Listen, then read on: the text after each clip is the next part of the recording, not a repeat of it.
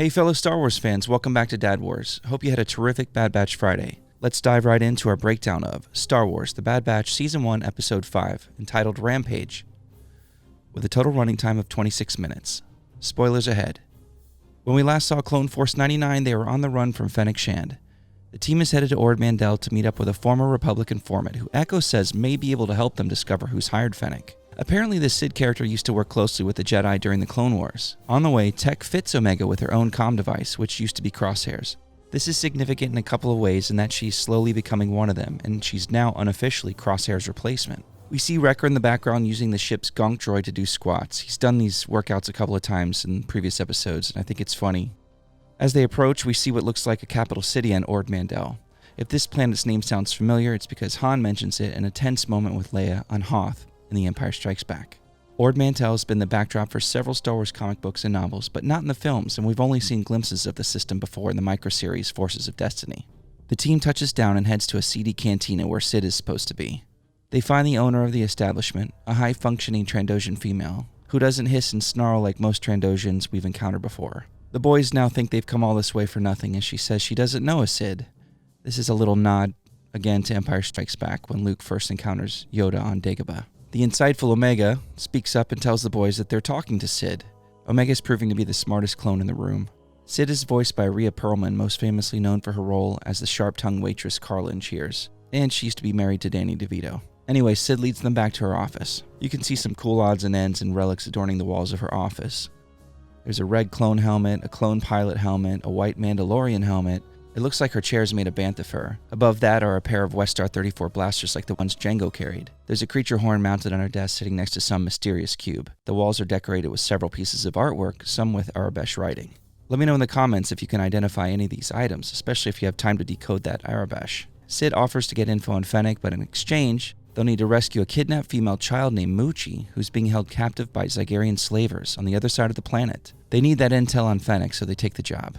On the way to Old Ord Mantell City, you'll notice here that Wrecker still seems to have some recurring trauma from when he hit his head during their crash landing on that moon back in Episode 3.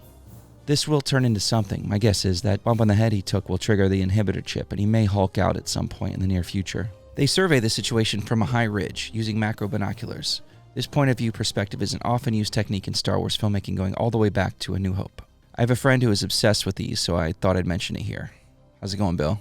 There are a handful of slaves, a human and a couple of Feline, including a Feline child they assume is Muchi. The Feline are the same species as the Black Sun Crime Syndicate and Prince Chizor from the Shadows of the Empire Expanded Universe from the 90s. Fans speculate whether or not we'll see Chizor, or Caesar, however you say it, and other characters from Shadows of the Empire pulled into official canon at some point. They split up to execute the plan and send Omega back to the ship, where she'll be safe.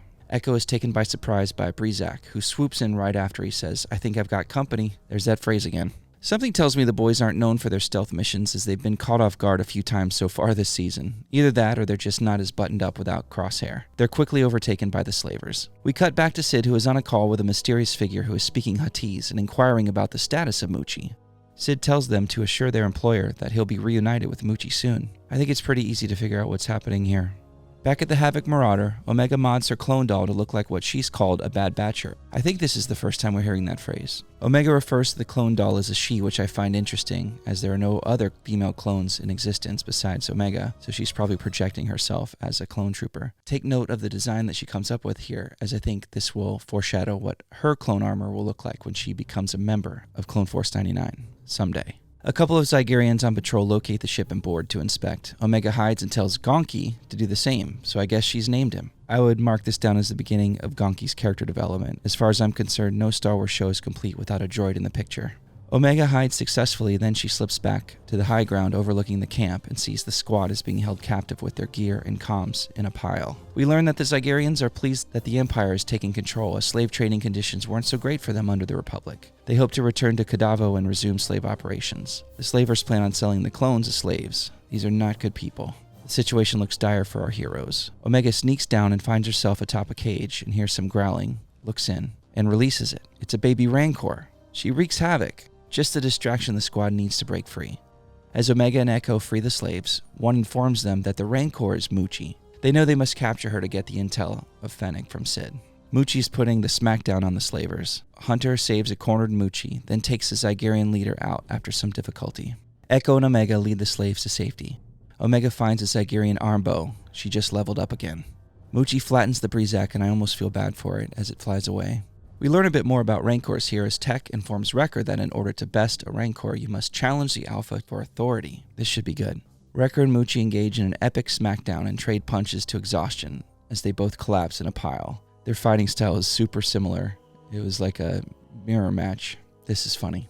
We cut back to Sid's. The mysterious caller before was Bib Fortuna. Now he's escorted by a pair of Gamorrean guards. Matthew Wood, senior sound designer for Lucasfilm, is back as the young Bib, having first played the role in The Phantom Menace and most recently in The Mandalorian. They are there to collect Muchi, who we discover belongs to Jabba. The squad returns to Sid's, Omega riding atop a much friendlier Muchi. Bib is really happy to see her and seems to even show some affection. Muchi purrs and nuzzles Bib in return. Omega and Wrecker say goodbye to Muchi. Well, the good news is this is not the same Rancor that tried to eat Luke in Return of the Jedi. That was a male Rancor named Batissa. Hunter follows Sid back to her office for the Fennec intel. Sid reports that Fennec is new to the scene and doesn't know who hired her, but it's a direct commission. Sid hands Hunter their cut of Jabba's bounty and makes an offer to keep paying them to do her work. It looks like they're forming a mutually beneficial partnership. But can Sid be trusted? Thank you so much for watching. Let me know in the comments below if you picked up on any of the parallels, Easter eggs, or insights in Episode 5. We hope you liked this video and subscribe to our channel. We'll be back Sunday night at 9 p.m. for our weekly Dad Wars live stream. Come hang with us and contribute to the conversation. We're looking forward to it. Until then, may the Force be with you.